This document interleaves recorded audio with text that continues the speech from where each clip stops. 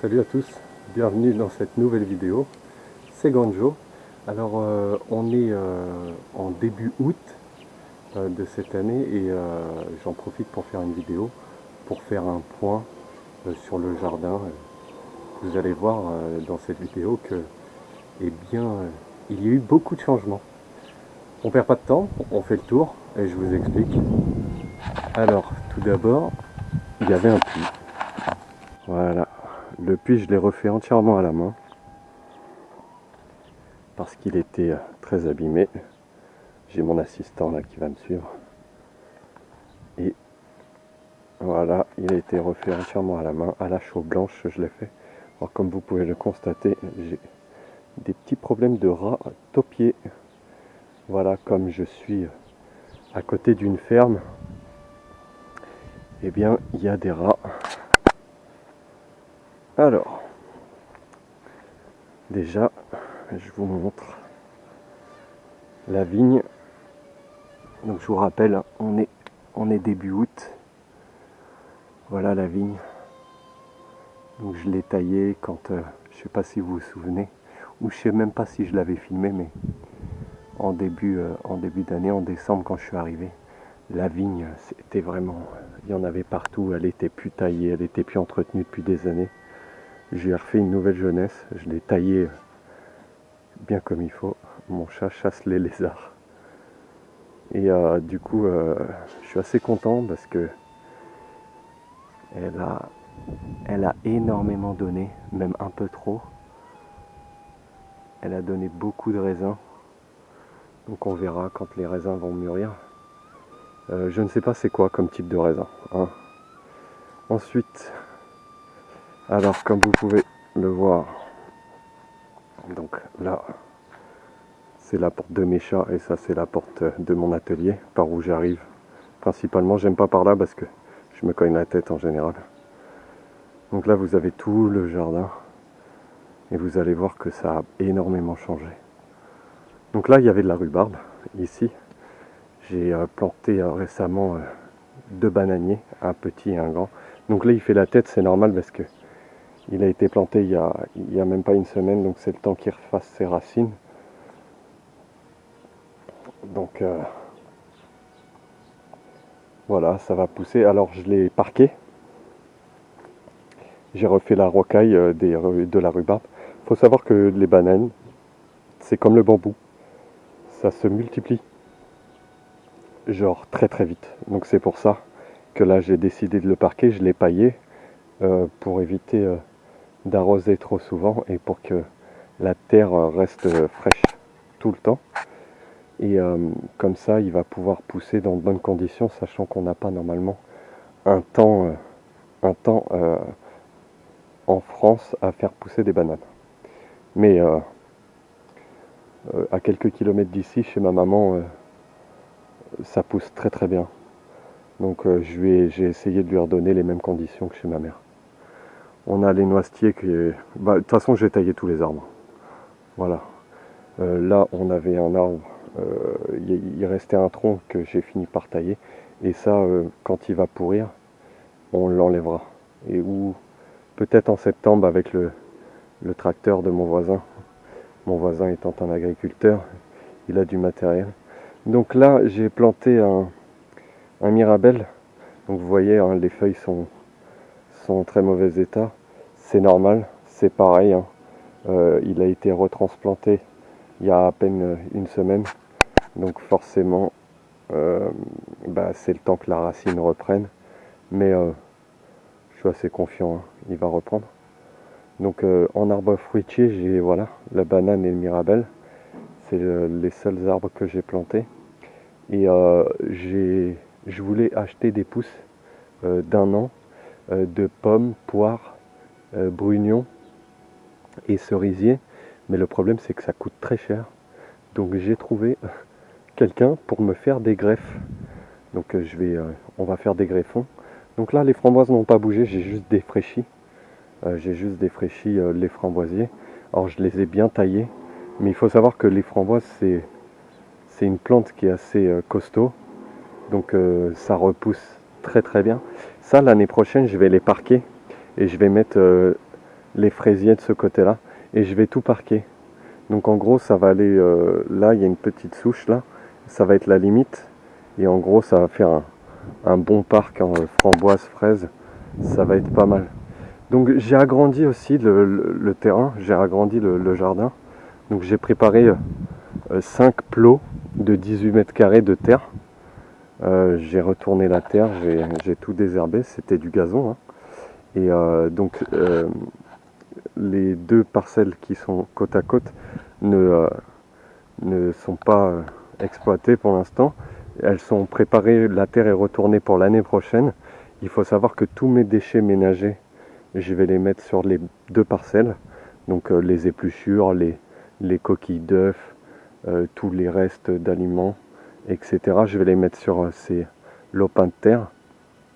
Et puis arrivé octobre, novembre, eh bien, je vais retourner la terre pour que la terre s'enrichisse. Alors vous voyez, je ne sais pas si vous voyez bien la vidéo, mais il y a encore pas mal de cailloux à enlever.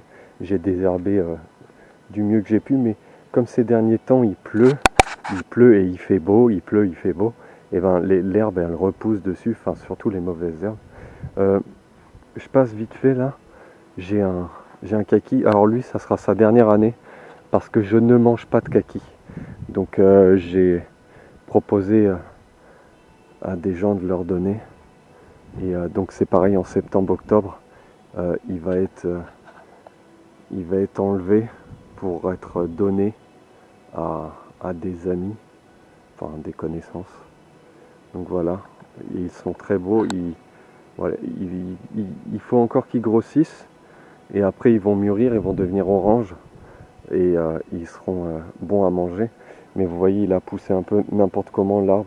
En fait, les propriétaires de cet arbre, quand ils l'ont planté, ils n'ont pas coupé les rejis. Donc le tronc, en fait, il y a plusieurs troncs dans un tronc. Et quand on fait pousser des arbres fruitiers, c'est surtout ce qu'on ne veut pas.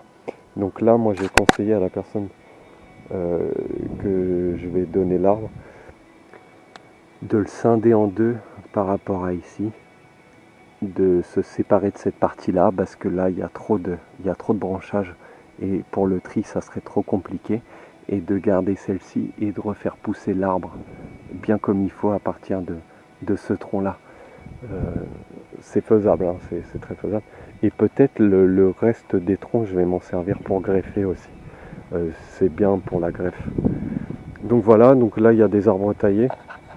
Donc la deuxième parcelle qui est prête pour l'année prochaine. Donc là on a 3 slots de terre. Alors celles-ci elles sont utilisées. J'ai planté pour cet hiver, pour pouvoir récolter cet hiver.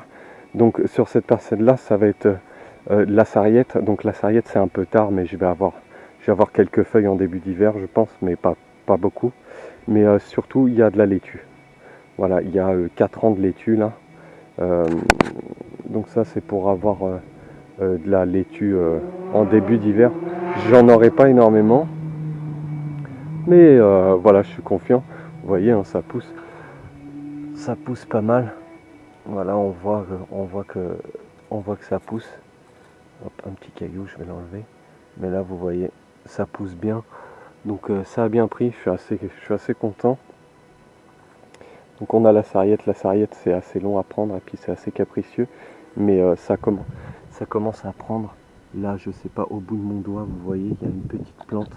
Donc ça, c'est la sarriette. Mais ça va être très très jeune. Là aussi, hop, là aussi, là, vous voyez, ici, c'est la sarriette. Mais j'ai ce genre d'assistant qui creuse dans le terrain, sachant que j'ai des rats aux pieds et que les chats adorent les souris, eh bien ils vont les chercher.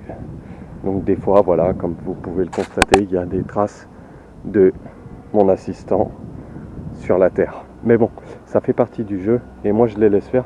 Donc là, sur cette parcelle, il y a des betteraves. Donc les betteraves, je vais les récolter. Elles seront petites hein, cet hiver, mais c'est normal. Je veux que la terre commence à travailler un peu. Là, j'ai des choux. Alors les choux, je ne sais pas si ça va le faire parce qu'on a beaucoup d'écart de température. En attendant, le spectrum, j'ai 2 rangs de spectrum. il commence à prendre. Donc voilà, on voit que les pousses commencent à sortir. Hop, attendez, j'ai des cailloux. Hop, dès que je vois des cailloux, je les enlève, hein, je suis désolé, c'est un réflexe. Donc voilà, ça c'est le chou Spectrum. Donc il commence à sortir. Là par exemple, j'en ai 3. Et tous les 30 ou 40 cm, je sais plus, toutes les 30 cm, je crois, j'en ai planté un. Non, tous les 40. Info sûre, je me rappelle. Ça vient de me revenir. Hop. Alors, j'enlève les cailloux, encore désolé. On continue le tour. Donc là, je vais avoir des carottes sur ce rang-là. Donc je les ai plantées, c'est des carottes d'hiver. Donc ça, j'ai le temps, ça va pousser. Alors je sais pas, je crois que c'est novembre. Novembre, elles seront bonnes à récolter. Et là, c'est des radis. Alors pourquoi des radis? Parce que les radis, en 28 jours, 30 jours, ça pousse. Donc c'est très très rapide. Et ça veut dire que pour le début de l'hiver, j'aurai des radis et ça c'est plutôt cool. Là on a un poireau qui est en train de grainer, donc il va grainer tout autour. Et j'ai des poireaux aussi. J'ai un mini-rang, un demi-rang de poireaux là. Donc c'est des poireaux qu'on m'a donné.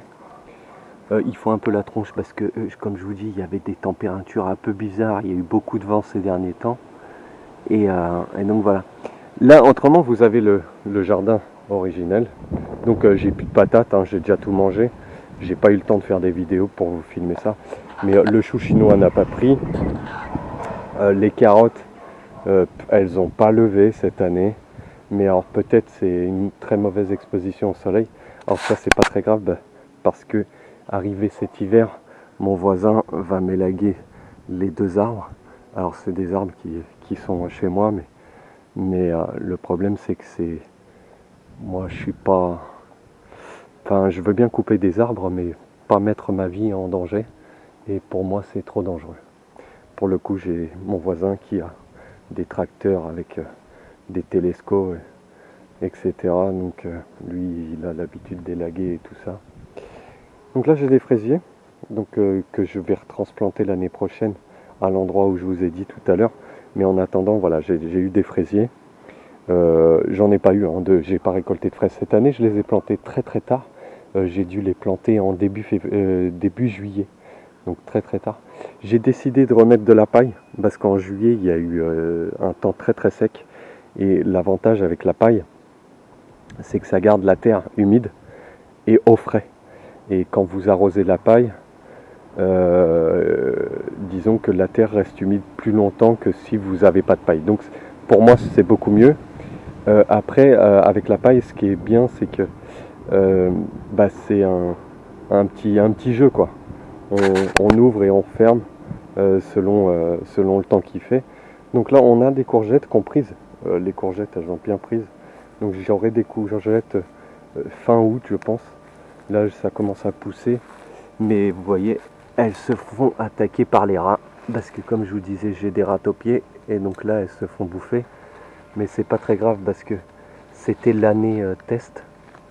Et donc je suis assez content parce que ça pousse déjà.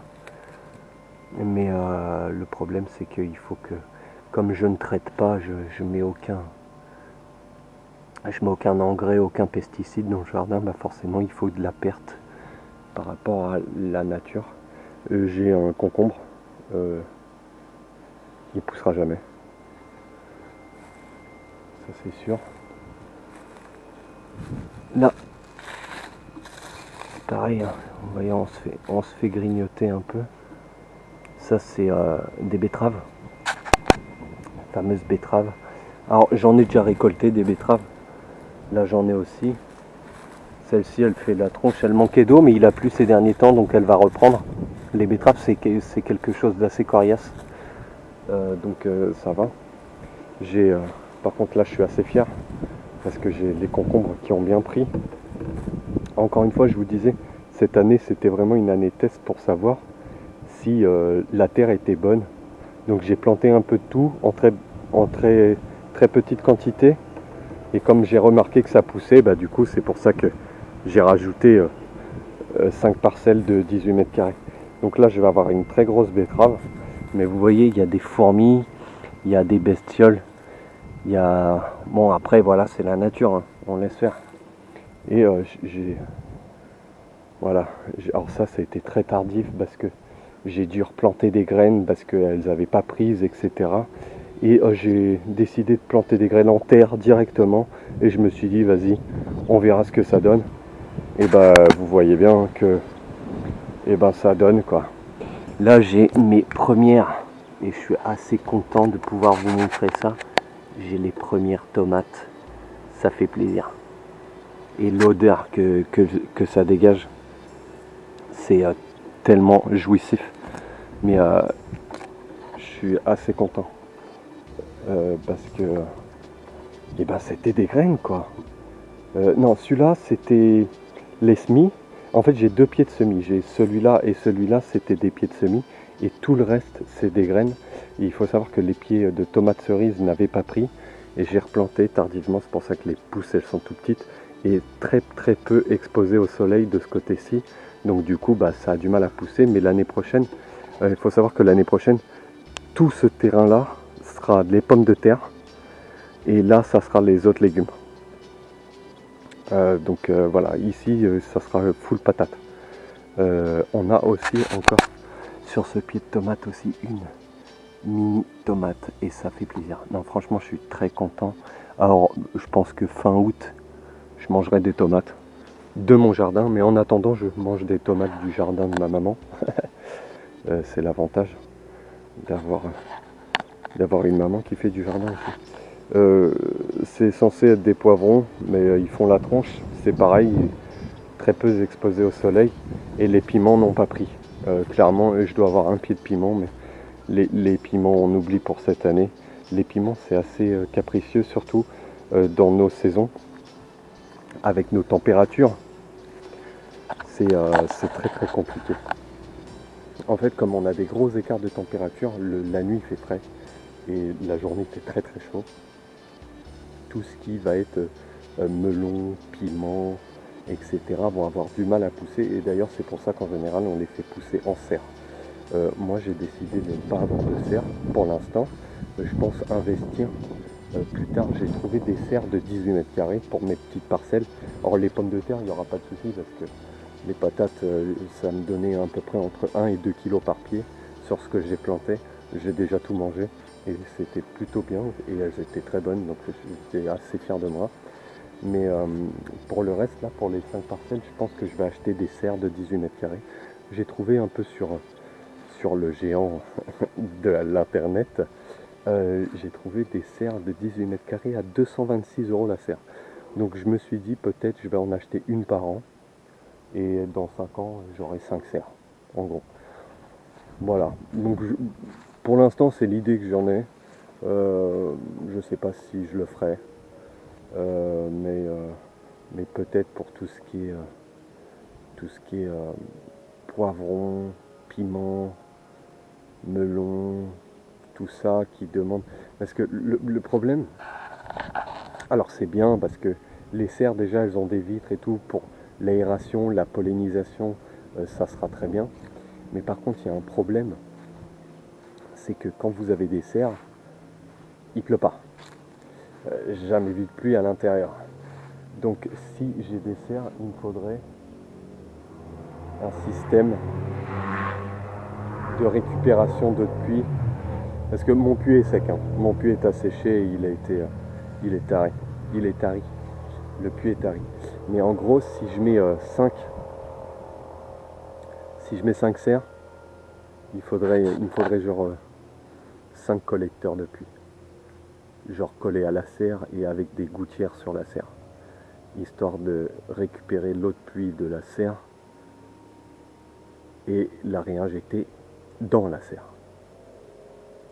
Voilà. Mais bon, on n'y est pas encore parce que ça va demander beaucoup d'investissement et de temps. Euh, donc, euh, donc voilà, pour l'instant, on va composer comme ça. Mais en tout cas, voilà. Cette année, on est, comme je vous disais, on est au mois d'août, début août. Et je suis assez content. Alors, tout n'a pas poussé. J'avais planté de l'ail aussi, mais alors l'ail, c'est clairement pas la saison. L'ail, ça se plante plus en septembre, de mémoire. Donc c'était clairement normal que ça ne pousse pas. Mais, euh, mais voilà, je suis assez content. Ça avance, le terrain prend du cachet et j'adore être dans mon jardin. Je passe à peu près 1 heure tous les jours dans mon jardin. Et quand je travaille, je dois passer peut-être 5-10 minutes. Je vais, je vais voir. Quand je me réveille, je vais boire mon café dans mon jardin. Bon, mis à part s'il pleut ou il y a de l'orage, mais quand il fait bon, je suis dans le jardin parce que c'est très apaisant et puis ça me permet de désherber, de voir l'évolution, de voir si les rats n'ont pas trop fait de dégâts, etc. Et, mais là, mes chats, ils commencent à s'intéresser beaucoup au jardin. Et comme le chat est un grand prédateur de rats-taupiers, j'ai beaucoup moins de mottes sur le terrain depuis que mes chats traînent dehors. Parce que les rats sentent l'odeur des chats, etc. Et ça les fait un peu fuir. Sachant que mon voisin a une ferme laitière, euh, voilà, voilà, les animaux sauvages adorent ça. Donc c'est pour ça qu'ils viennent squatter un peu le jardin. Alors j'ai voulu abattre les noisetiers là, hop, que vous voyez là, je voulais les enlever. Je voulais enlever les noisetiers. J'en ai un là-bas et un là. Mais le problème c'est que je me réveillais la dernière fois et ma chambre est cette fenêtre là. Et je regardais par la fenêtre. Et qu'est-ce que je vois? Ici, un écureuil avec des noisettes qui repart chez lui dans cet arbre. Donc j'ai pris la décision de respecter cet écureuil et de lui laisser sa bouffe quoi. Donc je vais pas abattre les noisetiers. Non. Faudra que je trouve une autre solution pour reconstruire le mur. Parce que je veux pas. Toute vie est précieuse dans ce monde. Et, euh, et je mange pas les écureuils. Hein. Donc il a le droit de vivre, hein, je suis désolé. Hein. Donc il aura sa bouffe. Je lui piquerai pas sa nourriture. C'est mort. Je lui piquerai pas. Donc voilà. En tout cas, j'espère que ce petit tour de jardin vous a plu. Au moins, vous voyez un peu l'évolution. Écoutez, je vous dis à bientôt pour une nouvelle vidéo. C'était Ganjo. N'hésitez pas si vous avez apprécié, liker, notification, abonnement et puis petit commentaire, ça fait toujours plaisir. Passez une bonne journée. Ciao ciao.